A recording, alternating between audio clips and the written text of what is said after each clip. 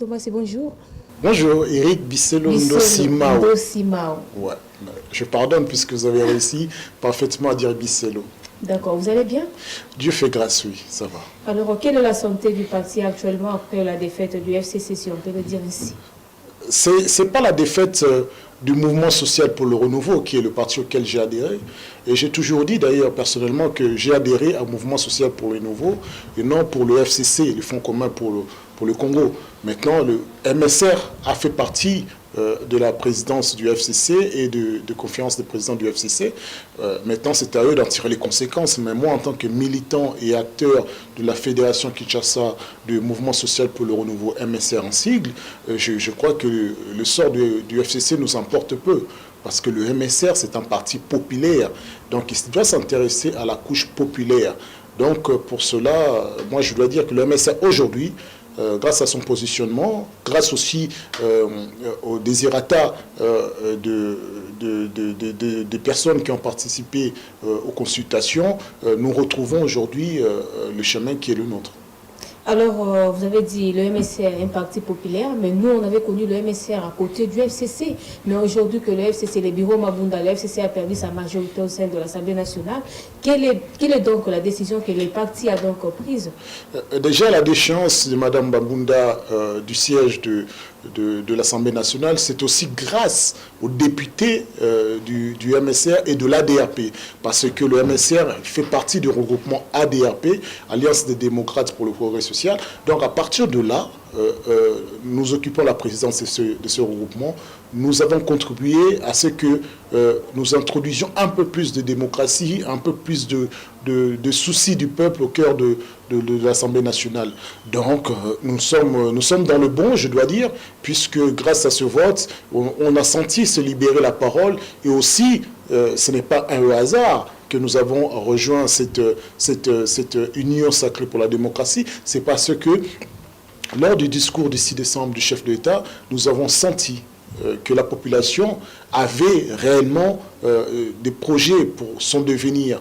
Et à partir de là, ces projets rejoignent fortement les ambitions du MSR et son devoir de service. Donc il nous semblait cohérent de rejoindre la position de l'Union sacrée pour la nation, qui, comme son nom le rappelle, c'est pour servir la nation, non pas pour se servir en tant que parti politique, non pas pour se servir en tant que leader de regroupement, mais pour servir réellement, jouer son rôle dans la politique, qui est de servir, d'être le serviteur de la population et de la nation. Vous venez ici de affirmer que les députés MSR avaient participé à la déchéance du bureau Mabunda. Pourquoi cette trahison vis-à-vis de Joseph Kabila qui a toujours bien pris soin, pourrais-je dire, du mouvement social pour le renouveau? Donc ce n'est pas que, je répète, ce n'est pas que les députés du MSR, mais c'est les députés de l'ADRP, du regroupement, qui ont participé. Et également, il y a aussi des députés, non seulement nous faisons partie de l'ADRP, mais nous en avons la présidence.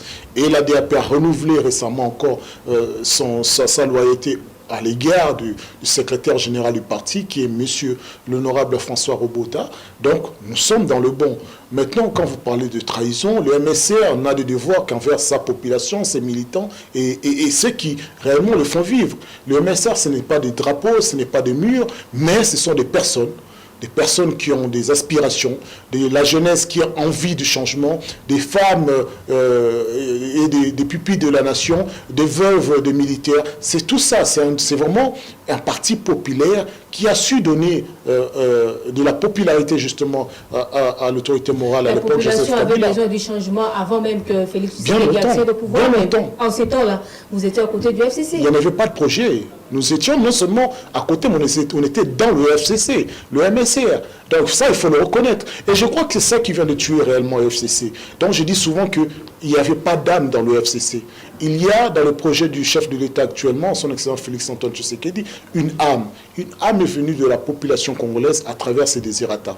Donc c'est ce qui a tué le FCC.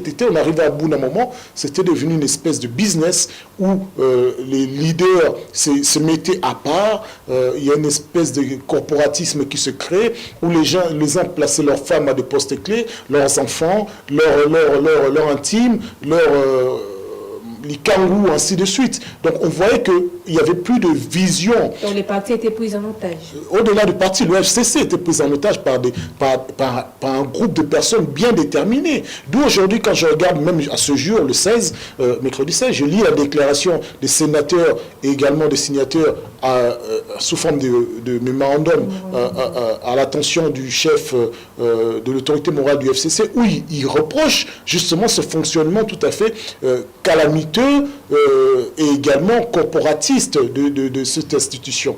Malheureusement, je pense qu'il arrive un moment que on a besoin de changement de la classe politique au sommet.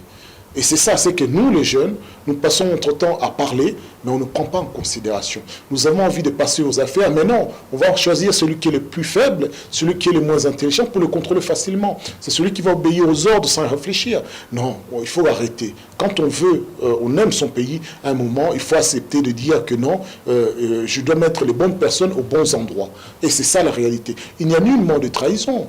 Trahison à l'égard de qui? Le parti, ce sont des personnes, des militants. Aujourd'hui, à ce jour, comme je vous parle, la fédération de Kinshasa s'est prononcée en son âme et conscience en disant clairement qu'ils rejoignent, ils encouragent le secrétaire général du parti à aller de l'avant, à mettre de l'avant les désirs et les ambitions du MSR, comme hier la fédération du Chopo l'a fait, comme d'autres fédérations le font. Donc nous sommes réellement, et la Ligue nationale des jeunes, donc nous sommes réellement en osmose avec nos militants qui étaient partis, qui étaient déçus par le fonctionnement du parti. Mais c'est nous-mêmes, le parti, nous subissions également le fonctionnement du FCC. Donc je crois que c'est une libération de la parole et de l'esprit démocratique au sein du MSR. Alors, quel était le vrai problème du FCC? Est-ce que c'était la personne de Némi Mouilania ou de sa politique? Je ne personnalise jamais ce genre de choses. C'est-à-dire que c'est un bureau qui n'a pas fonctionné. C'est un fonctionnement qui était anormal. Et il y avait cette peur de... Si je parle, je risque de perdre le peu que j'ai. Et c'est ça justement qu'il faut se féliciter, c'est que la soif de la démocratie, elle ne peut pas être contenue, qui que vous soyez. Nous allons de l'avant. L'obscurantisme a un temps. Donc le désir de la jeunesse congolaise, dont je vous rappelle qu'il compose la majorité de la population, est d'aller de l'avant, et de la démocratie, et du travail, et de la santé. C'est ça que nous voulons. Et ça, il arrive un moment que, oui, nous avons eu le président, le maréchal Mobutu. La jeunesse est sortie. Il a déserté les écoles. Il est sorti se battre dans la rue. Cette jeunesse-là, elle avait besoin de liberté. Nous est arrivé, mais nous avons senti que nous étions perdus. Avec quels moyens? Aujourd'hui, au départ, l'autorité morale Joseph Kabila avait cet amour de la population. Il descendait sur le terrain. Et puis, il arrive un moment, il s'est détaché complètement. Il a confié les rênes à des personnes qui pensent plus réellement qu'à leur ventre, qu'au désirata de la population. Et ça, ce que vient nous proposer comme alternative le président, son Excellence Félix Antoine Tshilombo, c'est l'alternative à la paix, à l'harmonie, au progrès social et au bien-être du Congolais. Qui peut aller contre ça? Il faut vraiment, je le dis, à la pose de la montée Mabé, pour les Cambouana. Il ne s'agit pas ici de choisir un camp. Il ne s'agit pas de vouloir être satisfaire une personne, une icône. Non, il s'agit de répondre au désirata de la population. Sans militants, que devient le MSR? Sans ces fédérations, qu'est-ce que c'est que le MSR? C'est un bureau, c'est des chaises. Arrêtons un peu avec ce genre de travestissement de la vérité et de la réalité. Alors, pensez-vous que Joseph Kabila peut encore relever la tête après cette défaite? L'autorité morale du FCC, son Excellence... le président honoraire Joseph Kabila Kabange, c'est une personne, quoi qu'on dise, qui ne laisse pas indifférent. Tant il peut être aimé, tant il peut être haï. Mais il y a tellement aussi de choses à le reprocher, comme aussi il y a des excuses à lui donner. C'est-à-dire qu'il y a des gens autour de lui, comme longtemps on a éloigné le maréchal Mobutu de la population, et bien de la même manière, on l'a éloigné de la population, on l'a trompé de manière continuelle. Mais vous regardez aujourd'hui, sa descente à Kolwezi, c'est une réussite. C'est-à-dire que dans le cœur des Congolais, pas de la majorité, on ne peut pas être aimé de tout le monde, c'est une réalité. Mais dans le cœur de Congolais, de certains Congolais, il a encore sa place. Maintenant, la question de savoir, il faut un moment écouter la voix du peuple, parce que le peuple a toujours raison. Donc c'est au chef du FCC d'en tirer les conséquences, de proposer une alternative, un projet de société qui alors ira à la rencontre de la population congolaise. Et là, dans ce cas-là, je crois qu'il aurait alors, dans cette hypothèse, entendu l'appel et surtout les désirata de la population. Alors, pensez-vous que l'Union sacrée pourra répondre aux désirateurs de la population qui a tant souffert? La population aujourd'hui n'a pas d'accès à l'eau potable, la population aujourd'hui n'a pas accès à l'électricité. Pensez-vous que l'Union sacrée, le gouvernement de l'Union sacrée pourra redonner le sourire aux Congolais? Il n'est pas ici question de gouvernement, il est ici question du contrat social. Ce que le chef de l'État a décliné, c'est un contrat social, c'est-à-dire qu'au-delà du contrat social, la population a écrit noir sur blanc ce qu'elle désirait. À partir de là, le président n'a rien fait en sorte que d'en faire un programme gouvernemental. Donc, si nous arrivons, ne serait-ce que d'ici la fin de ce mandat, à 50% de ce qui figure sur cette liste, nous allons conclure que cette union sacrée pour la nation est une réussite.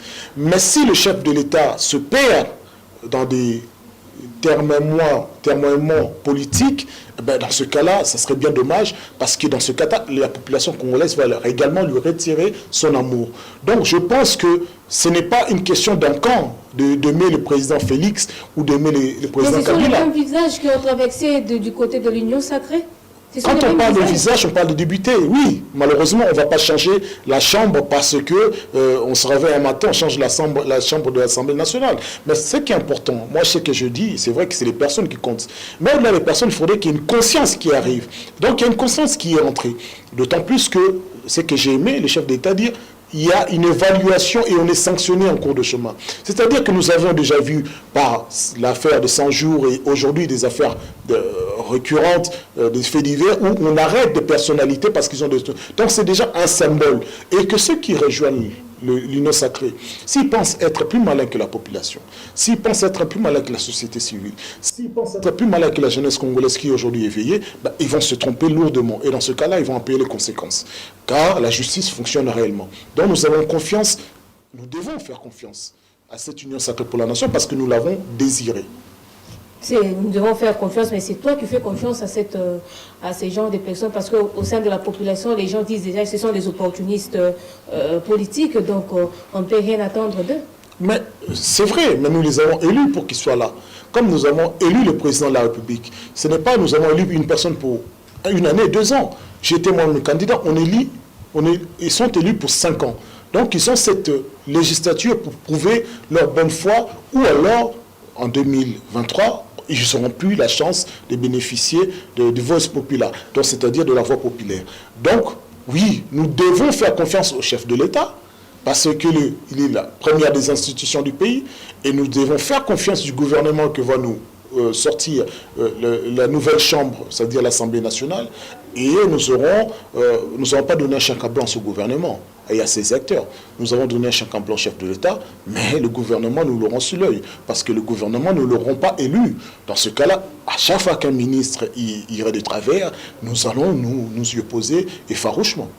Alors, Eric Bisselo, vous avez sans doute appris avec moi la deuxième vague de la Covid-19 et sur ce, le chef de l'État a pris des mesures draconiennes, entre autres, déjà d'ici dès ce vendredi 18 décembre, un couvre-feu sera instauré à partir de 21h, si je ne me trompe pas, à 5h du matin. Comment voyez-vous toutes ces mesures prises par les chefs de l'État? Ce sont des mesures en effet draconiennes pour que cela puisse être contrôlé, limité. Mais je vous rappelle juste que nous avions déjà eu des mesures encore plus sévères. Donc je pense que déjà, si les premières mesures avaient fonctionné, avaient limité la propagation du Covid-19, à plus forte raison, nous aurons cette mesure, c'est-à-dire ces mesures ont fait leur preuve, nous devons les appliquer pour l'intérêt de la population congolaise. Donc tout ce qui va pour l'intérêt et la sauvegarde de la santé publique, il faut l'appuyer. Il ne s'agit pas ici de limiter les libertés pour faire plaisir.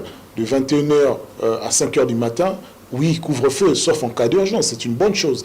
Les ports de masques, limitation dans les transports, mais il est plus important.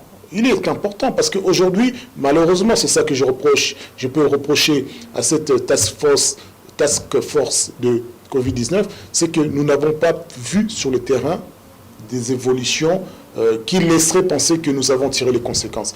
Nous n'avons pas vu des constructions des hôpitaux d'urgence, nous n'avons pas entendu des matériaux arriver, des matériaux de respiration. Et aujourd'hui, des proches quand on les entend, ils sont touchés de Covid-19, ils vont au CMK, on leur demande 10 000 $, ils vont à tel endroit, on leur demande 10 000 $. En fait, on se demande dans quel pays on se retrouve. Parce qu'on a des proches qui sont allés, pas plus tard que ce matin. Clinique Astrid, CMK, on lui demande 10 000 $, mais il faut être fou dans un pays comme ça, où on nous assure tous les jours qu'il y a l'argent, le Covid-19 est pris en charge par l'État, on demande 10 000 $. Et on va donner quoi? D'autant que nous a dit qu'il donnait déjà de l'eau et des vitamines C. 10 000 $, de l'eau et des vitamines C, qui m'ont tellement habillé, le